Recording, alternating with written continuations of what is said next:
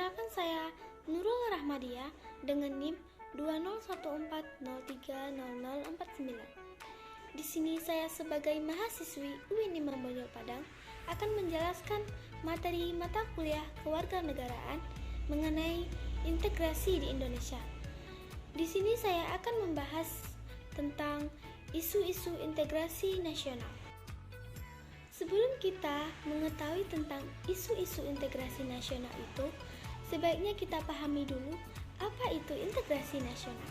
Integrasi nasional berasal dari dua kata, yaitunya integrasi dan nasional. Integrasi ini berasal dari bahasa Inggris atau juga disebut dengan integrat yang memiliki arti menyatu padukan, mempersatukan, atau menggabungkan. Jika digabungkan dua kata tadi, yaitunya integrasi dan nasional, maka integrasi nasional itu adalah usaha dan proses mempersatukan perbedaan-perbedaan yang ada pada suatu negara, sehingga terciptanya keserasian dan keselarasan secara nasional. Seperti yang kita ketahui bahwa Indonesia itu merupakan bangsa yang sangat besar, baik dari kebudayaannya maupun wilayahnya. Di satu sisi, hal ini membawa dampak positif bagi bangsa, karena kita bisa memanfaatkan kekayaan alam Indonesia secara bijak atau mengelola budaya-budaya yang melimpah untuk kesejahteraan rakyat. Namun, selain menimbulkan sebuah keuntungan, hal itu juga menimbulkan masalah baru, yaitunya masalah atau isu yang mengancam. Masalah yang mengancam itulah dikatakan sebagai isu-isu integrasi nasional. Nah, sekarang apa saja isu-isu integrasi nasional itu? Sebelum kita masuk ke isu-isunya, terlebih dahulu kita perlu mengetahui apa itu isu. Isu ialah suatu masalah atau ancaman yang belum pasti itu akan terjadi. Isu atau ancaman itu berpotensi merusak, maka integrasi nasional itu meliputi dua hal.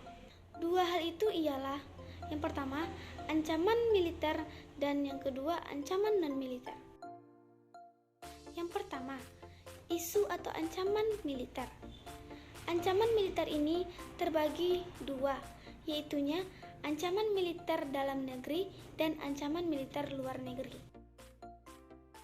Pada ancaman militer dalam negeri ada 4 isu, yaitunya disintegrasi bangsa, adanya keresahan sosial, adanya upaya perubahan ideologi Pancasila dengan ideologi lainnya, dan makar atau pengkhianatan pemerintahan yang resmi dan konstitusional. Yang kedua, ancaman militer luar negeri. Pada ancaman militer luar negeri ini ada 3 isu, yaitunya pelanggaran terkait batas negara yang dilakukan oleh negara lain. Yang kedua, adanya pemberontakan senjata yang dilakukan oleh negara lain, dan aksi teror dari terorisme internasional. Yang kedua, ancaman non-militer. Pada ancaman non-militer ini ada 6 isu, yaitunya kemajuan ilmu pengetahuan dan teknologi, ancaman berdimensi keselamatan umum, ancaman berdimensi ideologi, ancaman berdimensi sosial budaya, yang kelima ancaman berdimensi ekonomi, dan yang keenam ancaman berdimensi politik. Nah, perlu kita ketahui dari isu atau ancaman yang disebutkan tadi, yang dampaknya lebih besar ialah ancaman non-militer. Karena salah satu ancaman non-militer yang sering terjadi ialah serangan berupa ideologi. Salah satu bentuknya itu ialah doktrin untuk mengganti ideologi dasar dengan ideologi lainnya. Sehingga dapat dikatakan bahwa ancaman non-militer dampaknya lebih besar dibandingkan dengan ancaman militer. Isu integrasi nasional terjadi akibat terbentuknya kelompok-kelompok yang dipersatukan oleh isu-isu bersama, baik yang bersifat ideologis, ekonomis, maupun sosial. Contohnya saja, kelompok pedagang kaki lima yang biasa disebut dengan PKL membentuk jaringan mereka ketika menghadapi perda yang dikeluarkan oleh Pemda atau ketika mereka harus menghadapi operasi Satpol PP. Dapat diperjelaskan saja dari contoh tersebut, seorang pedagang kaki lima yang beretnik Minang akan bersatu dengan PKL-PKL yang beretnik lainnya. Singkat kata saja, bahwa pada dasarnya integrasi itu menyatukan lintas identitas untuk satu kepentingan bersama. Itulah yang dapat saya sampaikan, semoga bermanfaat. Lebih dan kurang saya mohon maaf.